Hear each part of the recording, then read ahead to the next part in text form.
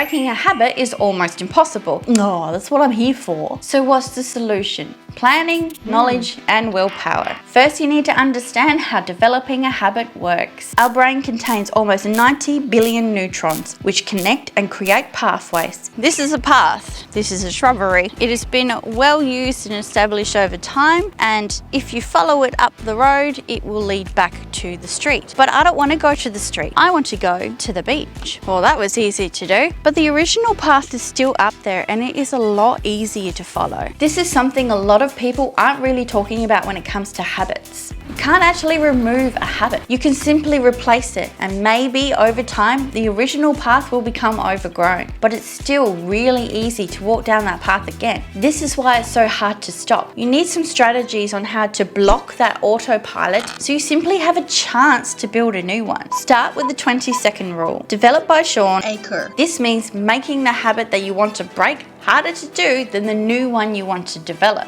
Next is the 5-second rule, developed by Mel Roberts. This is basically saying you have 5 seconds to get into action. After that, your brain's autopilot is going to take over and you'll talk yourself out of it. Think of it as a countdown. Another strategy is to think more deeply about the habit you want to change. What triggers it? What is your reward for it? You can try and block the trigger and replace the reward. Life isn't a smooth path. You can't quit every time you meet an obstacle. You just need to re-strategize it and try again. Mark Rober calls this the Super Mario effect. When you're playing Super Mario and you fail because you fell into a ditch, you don't simply quit there. You remember that there's a ditch and jump over it next time. Eventually, adapting your plan to work for you will help you beat Bowser and rescue Princess Peach for the 100th time because apparently Bowser can't respect her no.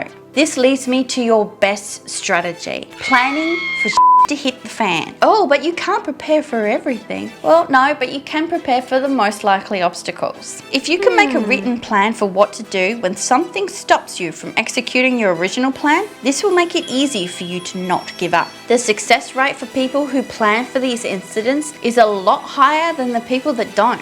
Next is willpower. Willpower is like anything else. If you don't exercise it, it's not going to be as strong. And one thing that people don't mention when it comes to willpower is willpower has a limit. Our brains use 20% of our body's energy, which is why you're knackered after a day of studying. So the more you use your willpower, the less you'll have afterwards. Lastly is traps. We all have our pitfalls, our Achilles heels. Mine is simply forgetting. I have set alarms and reminders on my phone, but then I just turn it off without thinking about it. I'll use sticky notes, but then they're in my view well before I need to action them, so I simply ignore them. It's extremely frustrating because I can plan my ass off, but it's not going to execute itself. This is where strategizing is really important. How do you stop yourself from forgetting or ignoring your plan? The basis of this is to schedule your day and reduce your distractions. I'll be making a video on how to reduce your distractions in the future, so please like and subscribe so you can see that too. I hope you enjoyed this video and I'll see you next time.